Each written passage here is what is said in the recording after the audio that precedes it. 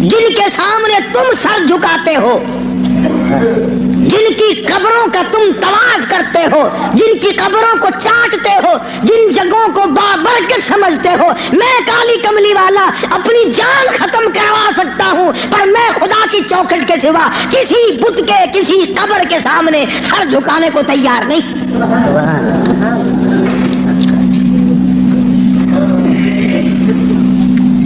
سرکار مدینہ صلی اللہ علیہ وسلم نے ابراہیم علیہ السلام کی قبر کے سامنے سر نہیں جھکایا، تم ننگوں کی قبروں کے سامنے سر جھکاتے ہو۔ مدنی کریم صلی اللہ تعالی علیہ وسلم نے اسماعیل علیہ السلام کی قبر کے سامنے سر نہ جھکایا، یعقوب علیہ السلام کی قبر کے سامنے سر نہیں جھکایا، یوسف علیہ السلام کی قبر کے سامنے سر نہیں جھکایا۔ السلام علیکم پیارے دوستو، آج پھر سے ہم آپ کے لیے ایک بہت ہی پیارا بیان لے کر حاضر ہوئے ہیں۔ بیان کا عنوان ہے اللہ تعالی ہم سے ناراض کیوں ہوتا ہے، وجہ جان کر آپ بھی حیران ہو جاؤ گے۔ تو آج دوستو سنتے ہیں اس بیان کو۔ ساری کائنات اس نے پیدا کی، وہی اس کو پالتا ہے، وہی اس کو چلاتا ہے، اور جب کسی کا وقت آتا ہے وہی مارنے پہ قادر ہے۔ ایک سانس پہلے کوئی کسی کو نہیں مار سکتا، اور ساری دنیا کے نبی، ساری دنیا کے صحابہ، ساری دنیا کے امام، ساری دنیا کے قطب اور ابدال، فقیر اور درویش اور عالم مل کر کوشش کریں، کسی کا ایک سانس نہیں بڑھا سکتے۔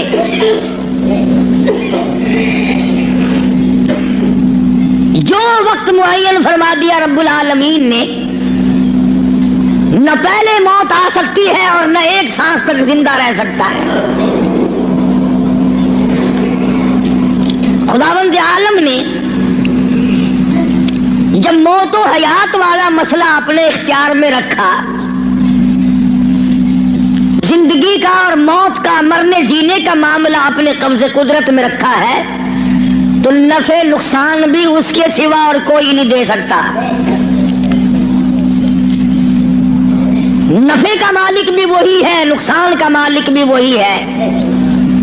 اب یہ تو ایک ہمارا فریب ہے، دجل ہے، ہیرا پھیری ہے، آگے بڑھ کر کہوں بے ایمانی ہے کہ اگر نقصان ہو جائے تو خدا کی طرف سے ہوا، منافع ہوا تو فلاں پیر نے کر دیا یا ہم نے کیا، گھاٹا پڑ جائے اللہ کی طرف سے، نقصان پڑ جائے اللہ کی طرف سے، نقصان پڑ جائے اللہ کی طرف سے، نفع کتنا ہی مل جائے، کبھی شکر ادا نہیں کرے گا کہ رب العالمین کی بڑی کریمی ہوئی، بڑی مہربانی ہوئی، اس نے بڑی بندہ نوازی فرمائی کہ مجھے اور میرے بچوں کو اللہ پاک نے روزی حلال عطا فرمائی۔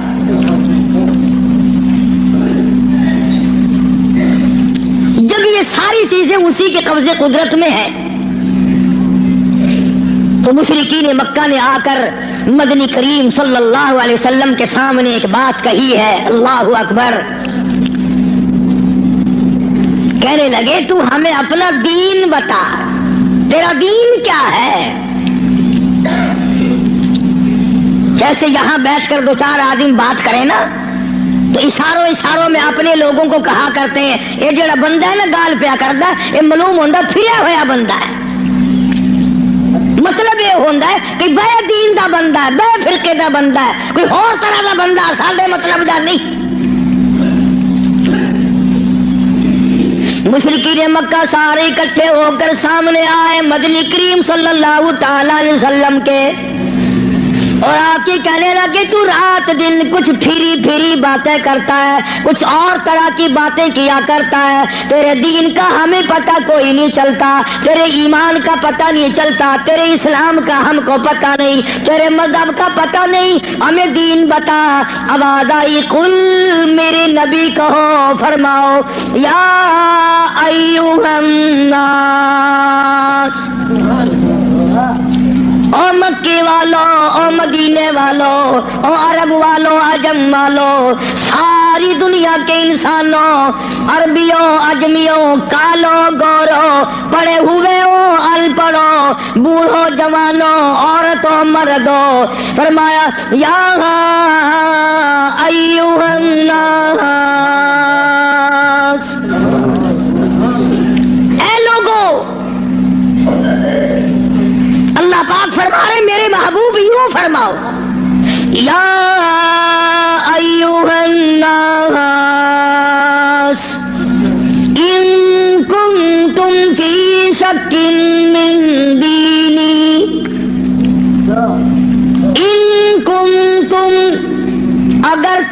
شک رکھتے ہو ان کنتم فی شک من دینی، اگر تمہیں شک ہے میرے دین میں، میرے دین کے بارے میں، میرے دین کے معاملے میں، آؤ میں اپنا دین صاف کر کے بتا دوں، آؤ میں اپنا مذہب بتا دوں، آؤ تمہیں میں اپنی جماعت بتا دوں، آؤ میں تمہیں اپنا فرقہ بتا دوں۔ فرمایا فلا اعبد الذین تعبدون من دون اللہ،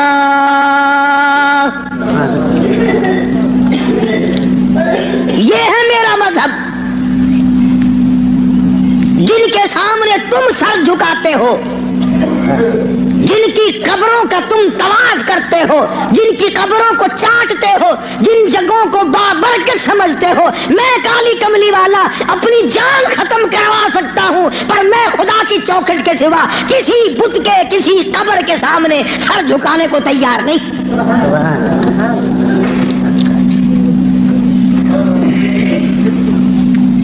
سرکار مدینہ صلی اللہ علیہ وسلم نے ابراہیم علیہ السلام کی قبر کے سامنے سر نہیں جھکایا، تم ننگوں کی قبروں کے سامنے سر جھکاتے ہو۔ مدنی کریم صلی اللہ تعالی علیہ وسلم نے اسماعیل علیہ السلام کی قبر کے سامنے سر نہ جھکایا، یعقوب علیہ السلام کی قبر کے سامنے سر نہیں جھکایا، یوسف علیہ السلام کی قبر کے سامنے سر نہیں جھکایا، موسیٰ علیہ السلام کی قبر کے سامنے سر نہیں جھکایا، اور آپ صاف صاف فرما دیا فلا اعبد الذین تعبدون من دون اللہ، میں ہرگز ہرگز کسی اور کی عبادت کرنے کو تیار نہیں، میری ساتھ لڑو، میری ساتھ جھگڑا کرو، او مکے والوں میں تم سب کی مار کھانے کو تیار ہوں، اپنے دین کا سودا کرنے کو تیار نہیں۔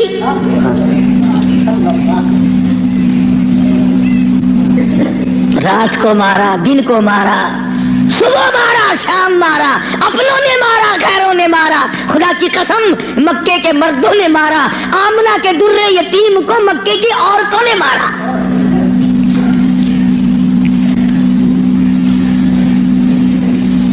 اور کس کی عبادت کرتے ہو، کس کی پوجا کرو گے، کون ہے عبادت کے لائق؟ فرمایا میں تو عبادت بھی، سجدہ بھی، رکوع بھی، نظر نیاز بھی ساری اس کے لیے کرتا ہوں، ولیکن اعبد اللہ الذی یتوفاکم، فرمایا میں اس کو خدا مانتا ہوں، میں اس کو رب مانتا ہوں، میں اس کو مشکل کشا مانتا ہوں، میں اس کو حاجت روا مانتا ہوں، میں اس کو نظر نیاز کا حقدار مانتا ہوں، جو میری اور تمہاری موت پہ قادر ہے۔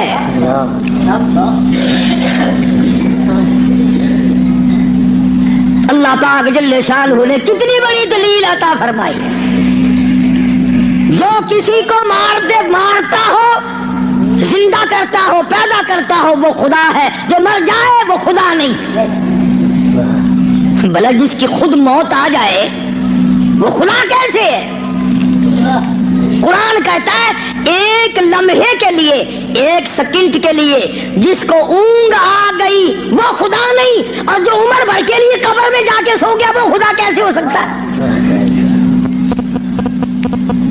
فرمایا اللہ لا الہ الا هو الحی القیوم،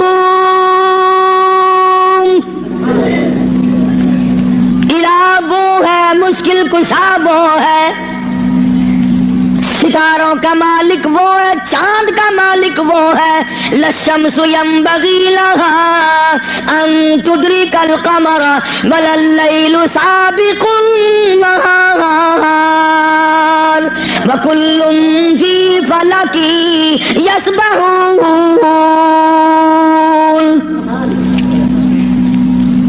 فرمایا کتنی مدت گزر گئی، چاند سورج کو گردش کرتے، کبھی ٹکر ہوئی، کبھی ایکسیڈنٹ ہوا، رات دن کو کتنے دن ہو گئے چلتے ہوئے، کبھی تک آپس میں ٹکراؤ تصادم ہوا؟ تو ارشاد فرمایا محمد عربی صلی اللہ علیہ وسلم کی زبان سے اللہ پاک نے، کلام خدا ہے، زبان مصطفیٰ ہے، حکم خدا کا ہے، زبان کالی کملی والے کی ہے، فرمایا وَلَٰكِنْ أَعْبُدُ اللَّهَ،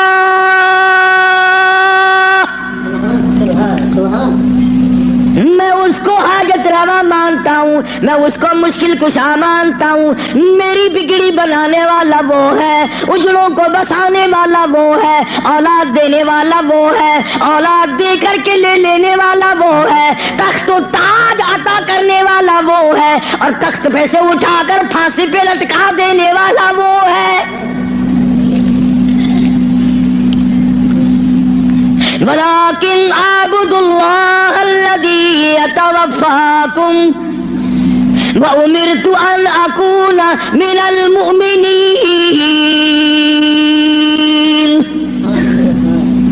مجھے حکم ملا ہے کہ میں سب سے پہلے اس مالک کائنات پہ یقین کرنے والا بنوں، فرما برداری کرنے والا بنوں، احکام کو سنبھالنے اور عمل کرنے والا بنوں، سب سے پہلے مجھے حکم ملا ہے۔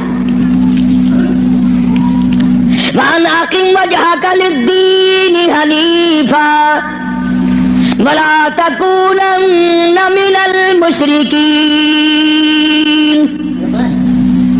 فرمایا کہ مجھے حکم ملا ہے میں اللہ سبحانہ و تعالیٰ کی طرف منہ رکھوں، منہ رکھنے کا مطلب یہ کبھی اس سے نہ بگاڑوں، اس کے مقابلے میں کبھی کسی کو حاجت روا نہ جانوں۔ اچھا ایک لفظ اور سمجھ لیں، اگر آپ کی سمجھ میں یہ باتیں بیٹھ جائیں تو انشاءاللہ تا زندگی کام آئیں گی۔ یہ جو لفظ سبحان ہے، سبحان ربی العظیم، سبحان ربی الاعلیٰ، سبحانک اللہم، سبحان اللہ وبحمدہ، سبحان اللہ والحمدللہ، فسبحان اللہ رب العرش العظیم، سبحان اللہ عما یشرکون، یہ جو قرآن میں، نماز میں، حدیثوں میں لفظ سبحان ہے، اس کے معنی، اس کا ترجمہ سب علماء اور تمام لوگ یہ کرتے ہیں، پاک ہے اللہ۔ اس کا مطلب یہ معنی یہ کرتے ہیں، پاک ہے اللہ، سبحانک اللہم، اے اللہ ہم تیری پاکی کا اقرار کرتے ہیں۔ جو میں آپ کو سمجھانا چاہتا ہوں وہ اب بھی نہیں سمجھے، وہ اب بھی نہیں سمجھے، پاک ہے ذات تیری۔ پتہ لوگوں نے کیا سمجھا، گندگی سے پاک ہوگا، چھینٹے پڑنے سے پاک ہوگا، استنجا کرنے سے پاک ہوگا، بیوی سے پاک ہوگا، ماں باپ سے پاک ہوگا، کھانے پینے سے پاک ہوگا، سونے سے پاک ہوگا، کسی کا محتاج نہیں ہوگا۔ یہ معنی نہیں ہے۔ سبحانک اللہم، اے اللہ ہم تیری پاکی کا اقرار کرتے ہیں، تو پاک ہے۔ کیسے پاک ہے؟ پلیتی سے پاک مراد نہیں، ناپاکی سے مراد پاک نہیں، بلکہ تو پاک ہے اس بات سے کہ تیری خدائی میں کوئی ساجھی بنے، تو اس بات سے پاک ہے، کوئی تیرا ساجھی بن نہیں سکتا۔ اس لیے فرمایا سبحان اللہ عما یشرکون، تو شریکوں سے پاک ہے۔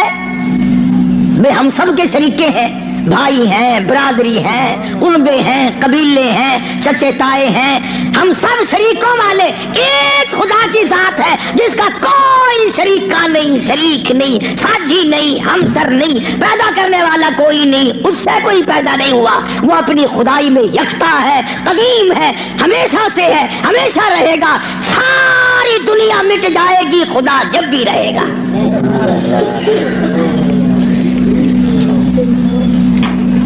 لوگ سبحان اللہ کا معنی یہ سمجھتے ہیں، سارے مولوی بھی سکھاویں اللہ کی ذات پاک ہے، لوگ یہ سمجھتے ہیں غسل خانے میں سے نہا کے نکلا ہوگا پاک ہو گیا، پاک ہے۔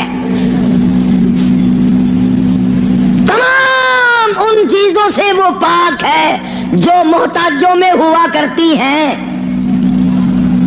اور وہ اتنا بڑا پاک ہے کہ 1,24,000 نبی مل کر سن لو اور دل کی تختی پہ لکھ کے لے جاؤ، آدم علیہ السلام سے لے کر इमामुल अंबिया महबूब किबरिया हजरत मोहम्मद मुस्तफा सल्लल्लाहु ताला अलैहि वसल्लम की जात अक़दस तक 1,24,000 नबी, अबू बकर सिद्दीक से लेकर बिलाल हबशी तक के 1,29,000 सहाबा इकराम, हजारों कुतब, हजारों अबदाल, तमाम के तमाम नबी रसूल पैगंबर सहाबा वली कलंदर मिलकर अल्लाह की जात से एक जर्रा बराबर काम जबरदस्ती नहीं करा सकते।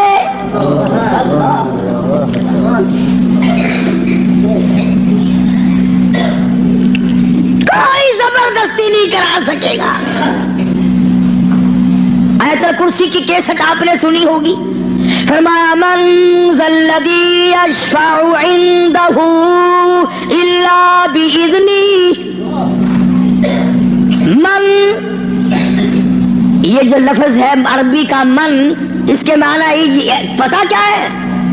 जैसा कि उर्दू बोली में अगर कोई बात कही जाए ना, एक आदमी एकदम कहता कौन कहता है, कौन कहता है, यूं है मुल्तानी जुबान को चाह देनी, केड़ा बंदा आता है मेरे सामने एक बारी मुंह कराऊंगा, लिखा सही ना घिंचा, केड़ा आखदा है। फरमाया मन ज़ल्लज़ी यशफ़अु इंदहु, कौन है जबरदस्ती सिफारिश मुझसे कराने वाला, मेरे सामने करने वाला, इल्ला बिइज़्नी,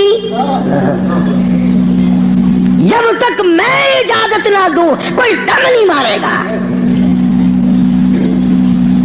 मेरी तरफ से इजाजत जब तक ना होगी, न औलाद माँ बाप के हक में सिफारिश कर सकेगी, न नेक आदमी अपने साथियों और दोस्तों के बारे में सिफारिश कर सकेगा। बल्कि फरमाया जब तक मेरी तरफ से इजाजत ना होगी, नबी भी, खुद मदनी करीम सल्लल्लाहु अलैहि वसल्लम भी उस वक्त तक सिफारिश नहीं कर सकते जब तक अल्लाह पाक की तरफ से इजाजत ना मिले।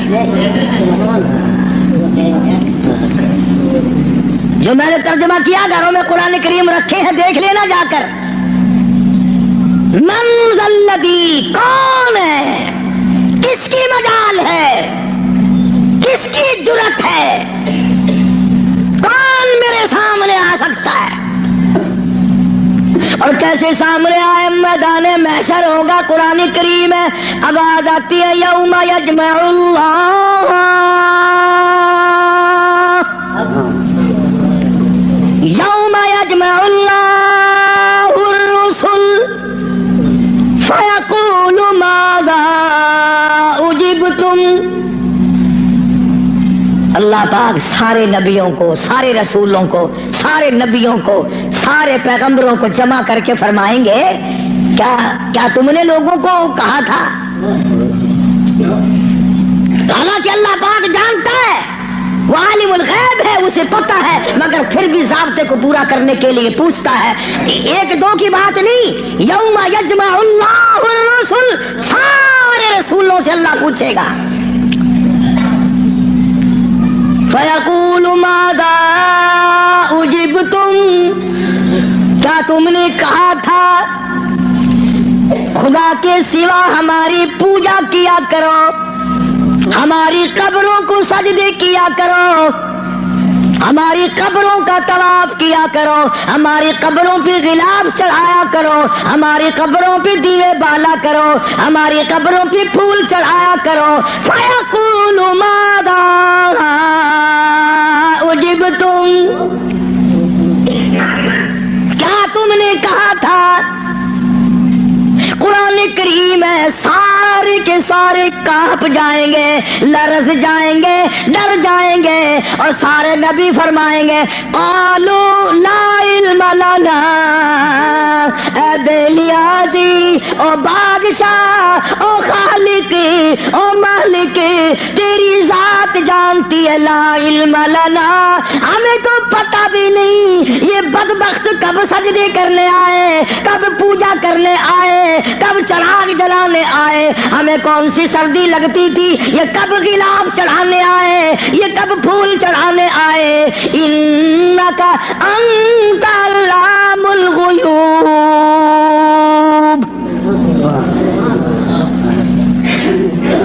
اگر ہم کہتے میرے رب او ہمارے پروردگار تیرے سے چھپی نہ رہتی بات،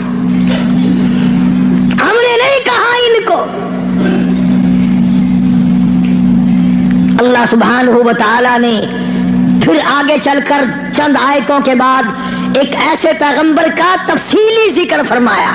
سبحان اللہ، اللہ اکبر۔ پہلے تو سارے پیغمبروں کا حال بتا دیا، قیامت کے دن یہ بنے گا۔ پھر اگلی آیتوں میں ایک ایسے پیغمبر کا، ایک ایسے رسول کا ذکر خیر فرمایا جن کی ذات کو عیسیٰ علیہ السلام کہتے ہیں، جن کو اس وقت پوری دنیا میں آدھے سے زیادہ آبادی خدا مانتی ہے۔ اس پیغمبر کا صاف پھر اعلان کیا، فرمایا وَإِذْ قَالَ اللَّهُ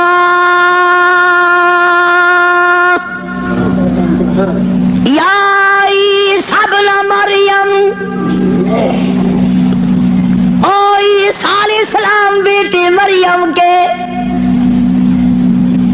یا عیسیٰ ابن مریم، او مریم کے بیٹے، او عیسیٰ علیہ السلام، یہ جو عیسائی تجھے خدا مانتے ہیں،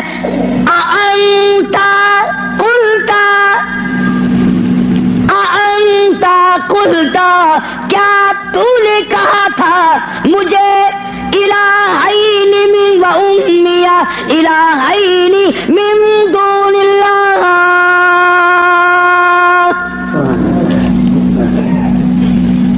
کیوں جناب اے عیسیٰ علیہ السلام، کیا تم نے کہا تھا لوگوں کو کہ مجھے اور میری والدہ کو خدا ماننا؟ اب ایک کڑوی بات کہہ دوں، عیسائی ہے، ایک عیسیٰ علیہ السلام کو خدا مانتے ہیں، ایک ابراہیم علیہ السلام کو خدا مانتے ہیں۔ عیسائی تین خدا کو مان جائیں تو اسلام سے نکل جائیں، کافر ہو جائیں، اور ہمارے لیے چھٹی ہے، ہم ہزاروں خداؤں کو مانتے رہیں۔ الگ الگ تقسیم بنا رکھی، فلانا مرض پاک مائی ٹھیک کرے گی، آخر مچھلی کھین کے وجہ ہے اسے پاک مائی دی جا کے بنا ہے، انشاءاللہ خیر آوے سی۔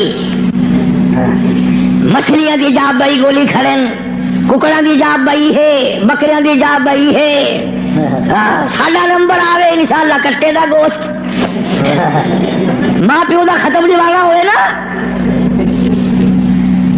اندازہ لگا، تماشا دیکھ کیا بنا رکھا ہے، الگ الگ جگہ بنا رکھی ہے۔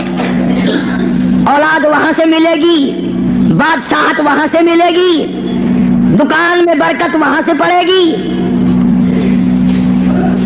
کیا بتاؤں، اب عیسیٰ ابن مریم، اور عیسیٰ علیہ السلام بیٹے مریم کے، انتا، خدا کی قسم اگر تم عربی سمجھتے نا، عربی تمہارے کلیجے پھٹ جاتے۔ خدا نے یہ جو لفظ استعمال کیے نا یہاں، انتا، بڑے جھڑکی والے لفظ ہیں، اور کیا تو نے من دون اللہ، میرے سوا۔ اللہ اکبر، اللہ پاک کے غضب کو، اللہ کے قہر کو، اللہ کے جلال کو انبیاء سے زیادہ کون سمجھ سکتا ہے؟ پیغمبروں سے زیادہ اس کے قہر کو کون جانے؟ عیسیٰ علیہ السلام تھرا جائیں گے، گھبرا جائیں گے۔ قرآن، اب جواب کیا ہونا چاہیے تھا؟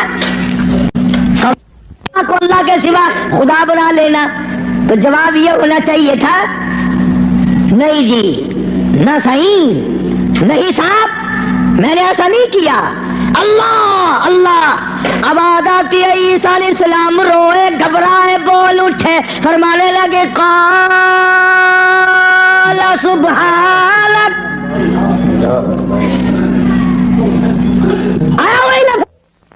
عیسیٰ علیہ السلام پاک ذات تیری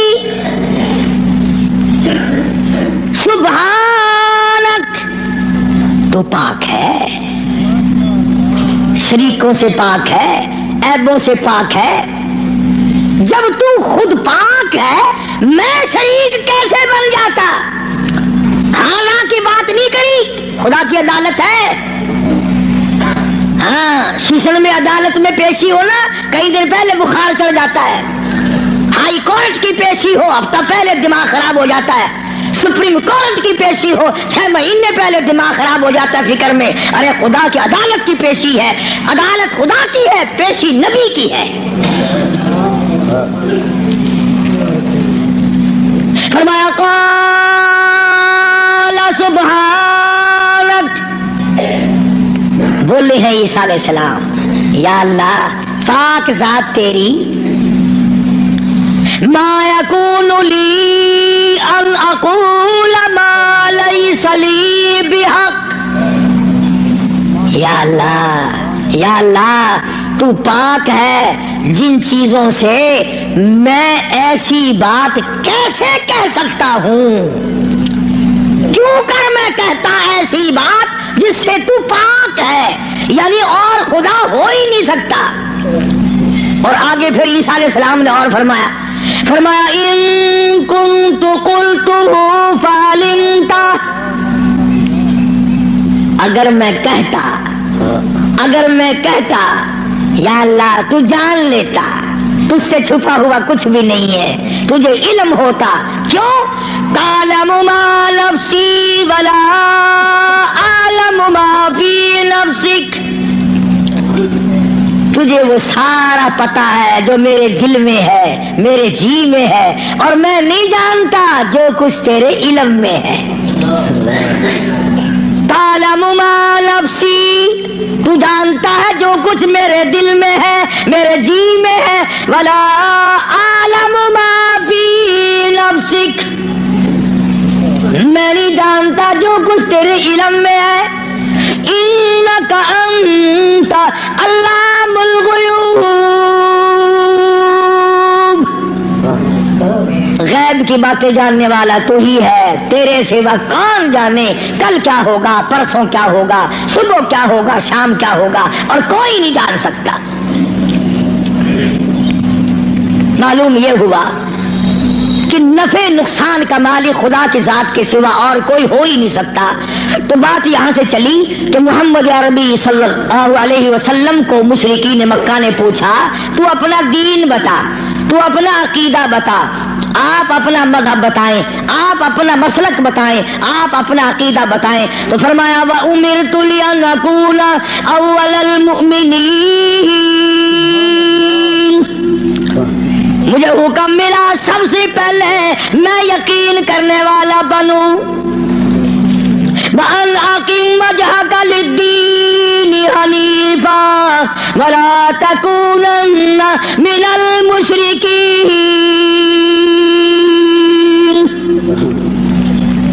میں اس خدا کی طرف منہ کیے بیٹھا ہوں، میرا اسی کی طرف دھیان ہے، اسی کی طرف توجہ ہے۔ اور لوگوں مجھے مارو یا چھوڑو، صلح کرو یا لڑائی کرو، میرے غلاموں کو مارو یا چھوڑو، میں اپنے اس پیٹ پہ ایک ایک وقت میں 2 پتھر تو باندھ سکتا ہوں، پر اپنے خدا کے ساتھ میں کسی کو شریک نہیں کرنے کا۔ میں ایک ایک وقت میں 15 دن درختوں کے پتے تو چبا سکتا ہوں، پر میں اللہ سبحانہ و تعالیٰ کی ذات میں کسی کو شریک نہیں کر سکتا۔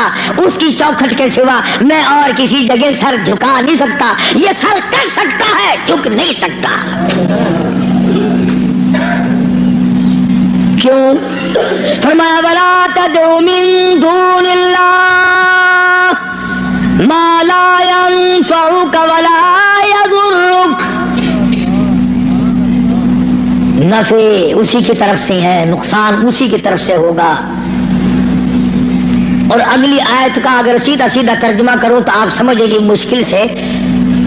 قرآن کریم کا یہ مزاج ہے، اللہ تبارک و تعالیٰ کی یہ عادت ہے کہ وہ احکام بیان کرتے ہوئے اس طریقے سے بیان کرتے ہیں جیسا گھروں میں عورتیں ڈائریکٹ بہو کو کہتی ہوئی ذرا گھبراتی ہے، لڑائی جھگڑے کا امکان ہے کہ کھڑی ہو جا کام پڑا ہے، اصل مقصد ہے بہو کو کہنا، لیکن ماں کرے گی کیا؟ یہ چھوکری کھڑی ہو جا، دیر ہو گئی، شرم نہیں آتی، اب تک پڑی ہے، جانے گی نا کہ یہ میری لڑکی ہے، برا نہیں ماننے کی، اصل میں کہنا بہو کو ہے، سنانا لڑکی کو ہے، اس لیے حکم دینا امت کو ہے اور کلوانا کالی قبیلے والے کی زبان سے ہے۔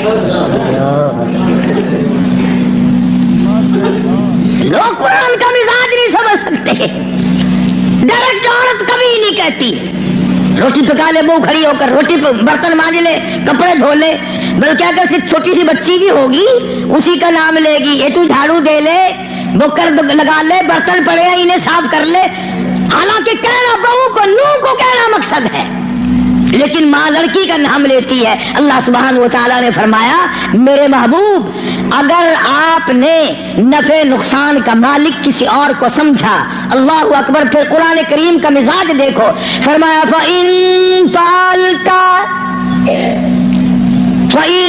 فَعَلْتَ اس وقت ہو جاؤ گے تم، فَإِن فَعَلْتَ فَإِنَّكَ إِذًا مِنَ الظَّالِمِينَ،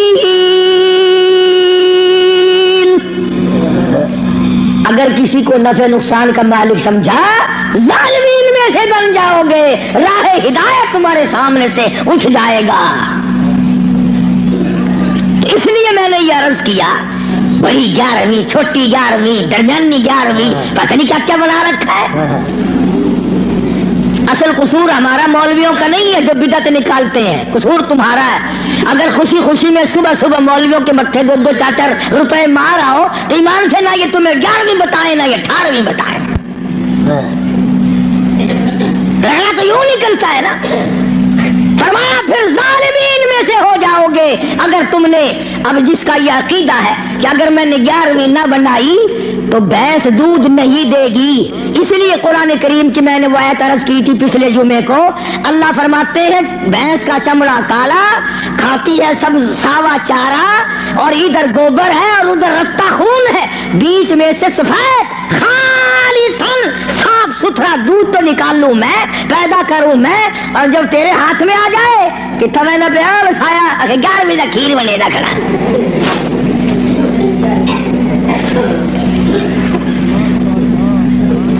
فرمایا یہ میں نے پیدا کیا ایک ایک قطرہ دودھ کا، ایک ایک قطرہ خالصاً۔ لوگوں نے یہ سمجھا پانی ملا ہوا نہیں ہوگا، یہ جو لفظ خالص ہے قرآن کریم میں، اس سے لوگوں نے یہ سمجھا ہوگا کہ خالص ہوگا بغیر پانی کا، نہیں، یہ بات نہیں، بلکہ اللہ پاک فرماتے ہیں پانی سے بھی پاک ہے، خالصاً میرے نام کے سوا اس دودھ کا ایک قطرہ پیدا کرنے والا کوئی نہیں، خالصاً ایک بوند دودھ کی میرے سوا کوئی نہیں بنا سکتا۔ اس لیے فرمایا وَيَمْسَسْكَ اللَّهُ، اللہ اللہ، سورۃ یونس کا آخری رکوع ہے، 11واں سپارہ ہے، دیکھا 11ویں کا ثبوت 11ویں سپارے میں۔ میں نے ایک مولوی صاحب سے پوچھا، میں نے کہا جی 11ویں کا کوئی ثبوت بھی ہے؟ آخر ہاں۔ میں کہا کتنے؟ اگر 11واں سپارہ نہیں کھڑا قرآن میں، میں کہا ہے اکبر کی 11ویں ثابت تھی گئی۔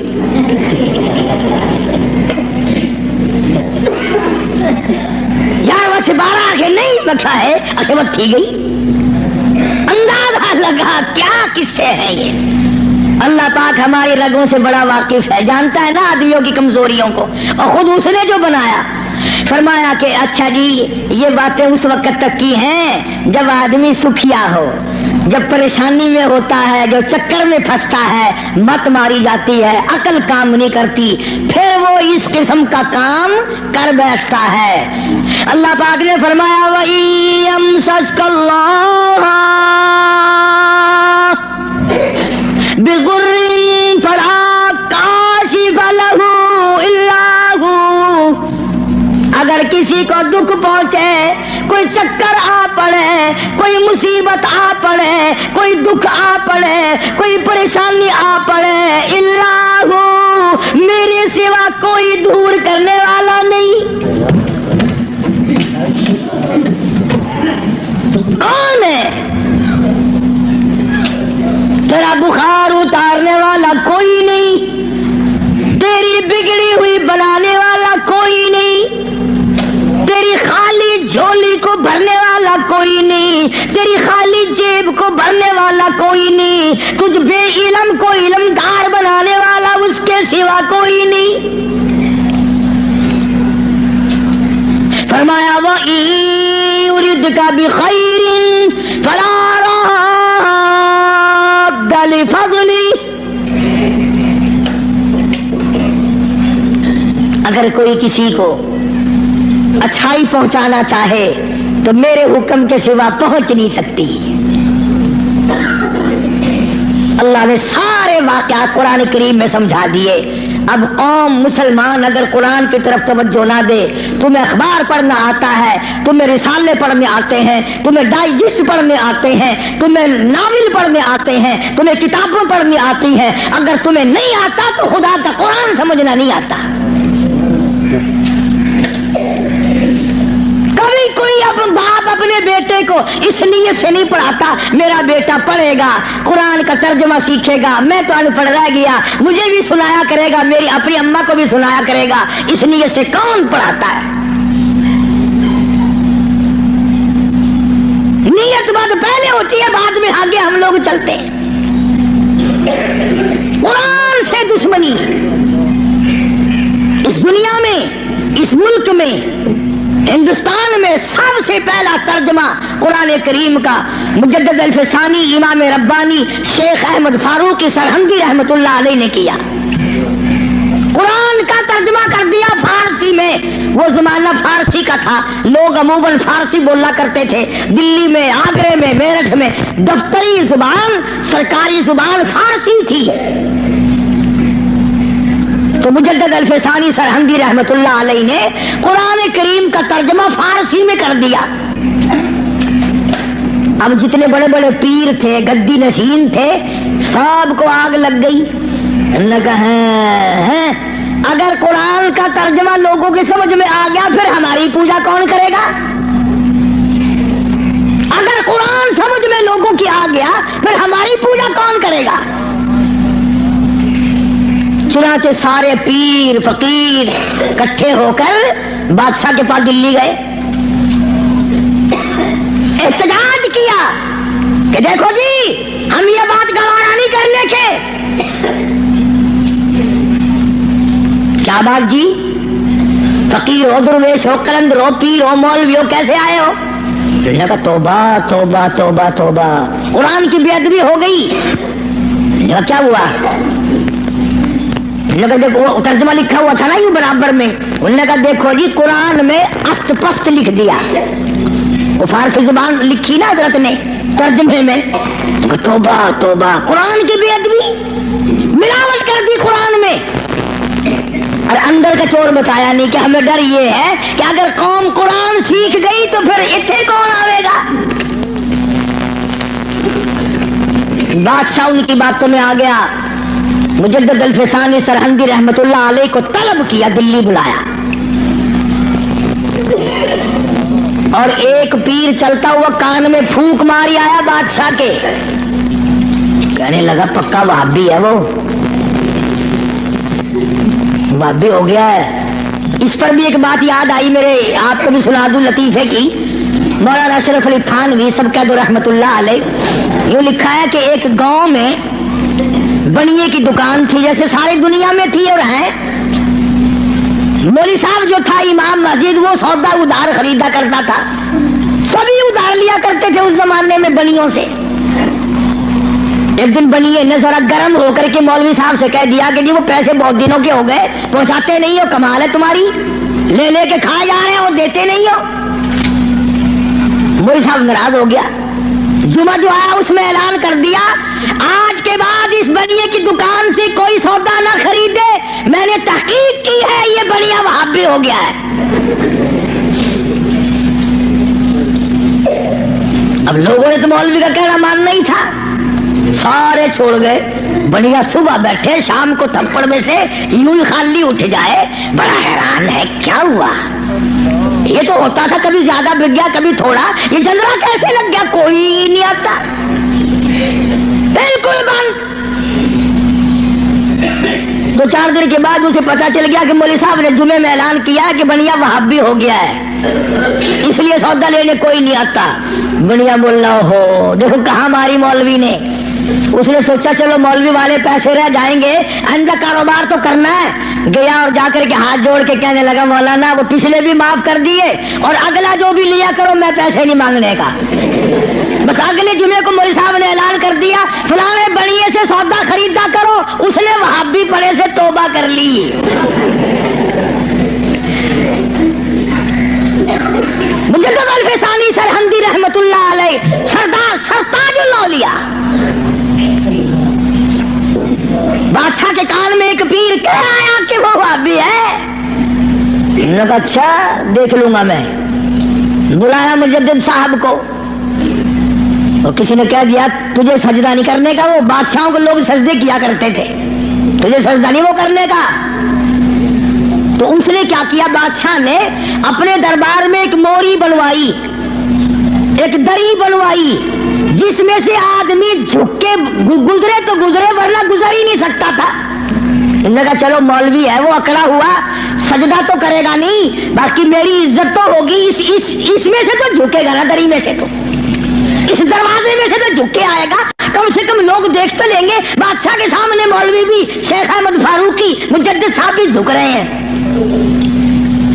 لیکن ان اللہ والوں کی عقل کو بادشاہ کہاں پہنچ سکتے ہیں. سبحان اللہ، اللہ والے ہوتے ہیں.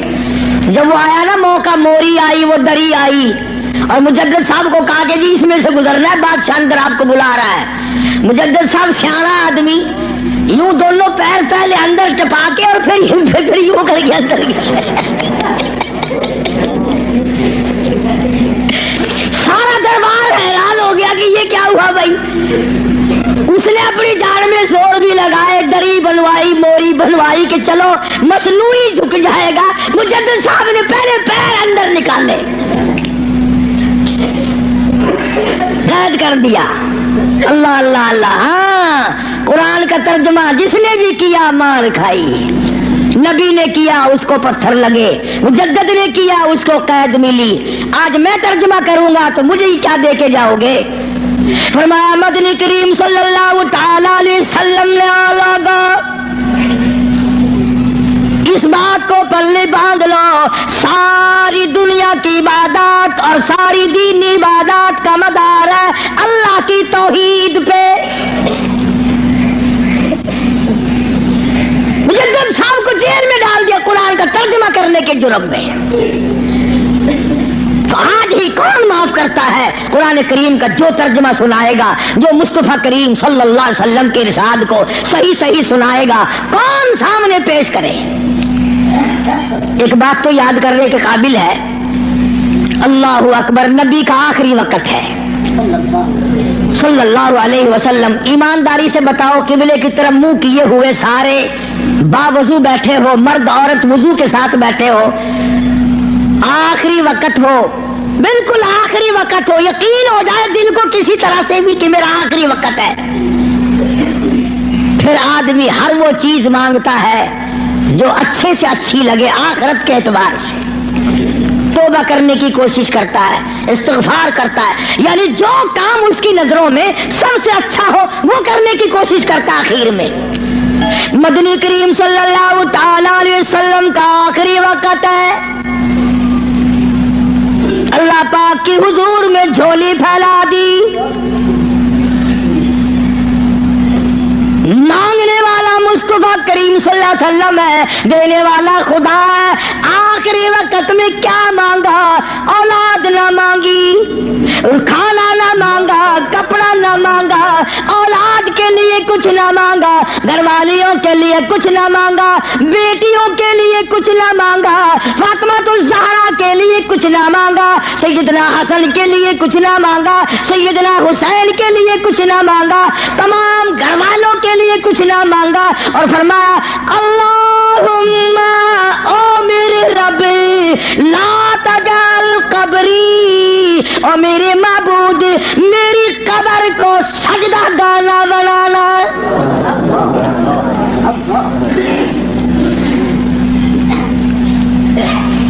دعا ہے امام الانبیاء۔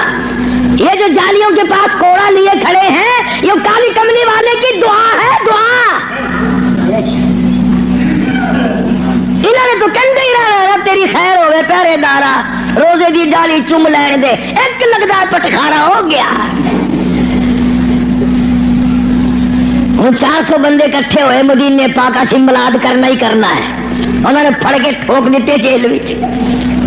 مگر تسی اتھے مدینے پاک امام الانبیاء دا روزہ اتھے ہوئے، کالی کملی والے صلی اللہ علیہ وسلم دا روزہ مبارک اتھے ہوئے، حضور دے 10,000 جرنیل اتھے ستے پے ہومن، حضور دی 4 بیٹیاں اتھے ہومن، حضور دی 2 گھر والیاں اتھے ہومن، حضور دی 6 پھوپھیاں اتھے ہومن، اور جتھے خالی جیسے جرنیل سوئے ہوئے ہو وہاں تو بیٹھ کر میلاد کرنے لگا۔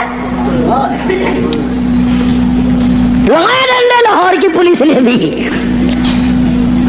احتجاج کرو جی، اللہ کا دربار ہے، مصطفیٰ کریم صلی اللہ علیہ وسلم کا دربار ہے، اللہ کی اجازت کے بغیر اور میرے محبوب صلی اللہ علیہ وسلم کی منشا کے بغیر مکے مدینے میں کوئی قائم نہیں رہ سکتا۔ تو دعا مانگی، اللہم لا تجعل قبری، یا اللہ میری قبر کو سجدہ گانا بنائیو۔ ہاں، اور بلکہ یہ تو اللہ میاں سے دعا مانگی، دوسری ایک حدیث یاد آئی، غلط بات نہیں، قبر میں آخر میں نے بھی قبر میں جانا ہے، اللہ سب کو معاف فرمائے۔ یہ تو اللہ سے دعا مانگی، امت کو کیا فرمایا، امت کو کیا دیا؟ فرمایا لعن اللہ الیہود والنصارى، لعن اللہ الیہود والنصارى، یہود و نصارہ پہ خدا سے پھٹکار پڑی، اتخذوا قبور انبیائہم مساجدا، انہوں نے اپنے نبیوں کی قبروں کو سجدے کی جگہ بنا لیا تھا، اس لیے ان پہ لعنت آئی۔ امت کو یوں فرمایا اور وہ اللہ سے دعا مانگی۔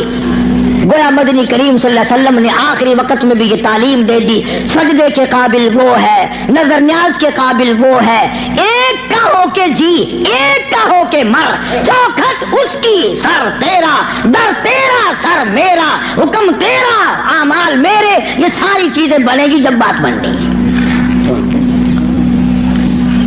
ابھی یہ کیسٹ جب بازار میں چلے گی یا یہاں سے سن کر جاؤ گے تو کئی لوگ کہیں گے قاری حنیف قبروں میں فاتحہ پڑھنے سے منع کر رہا تھا۔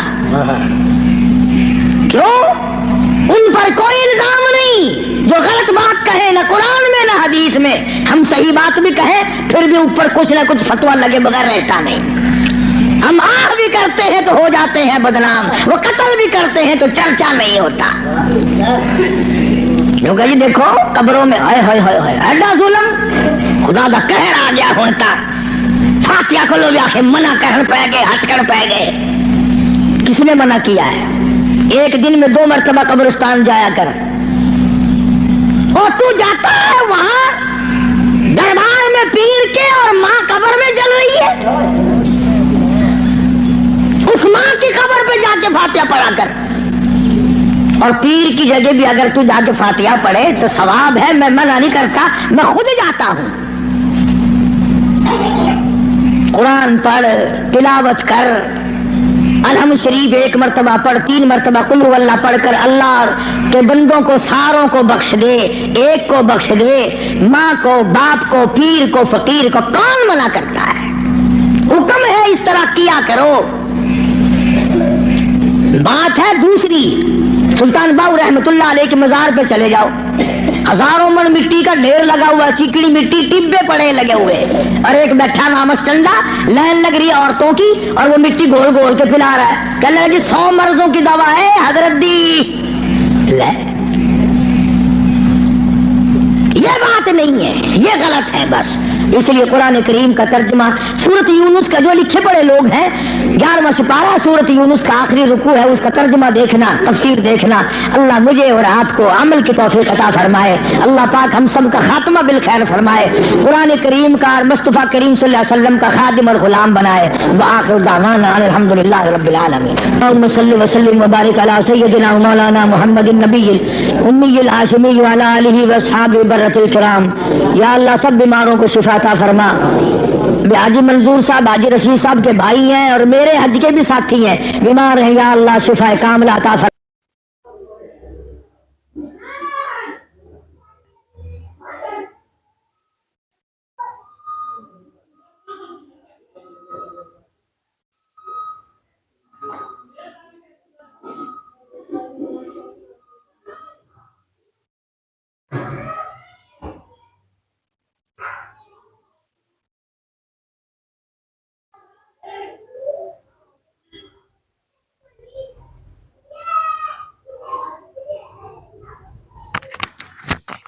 ماشاء اللہ، سبحان اللہ. تو دوستو بہت ہی خوبصورت بیان تھا، بہت ہی پیارا بیان تھا، بہت ہی اچھا بیان تھا.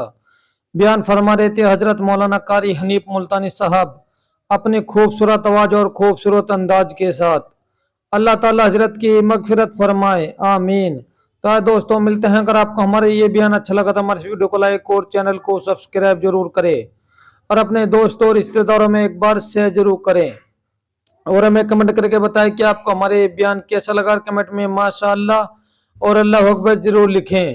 تو دوستوں کل پھر ملتے ہیں ایک نئے بیان کے ساتھ. تب تک کے لیے آپ سبھی کو اللہ حافظ. السلام علیکم ورحمۃ اللہ وبرکاتہ.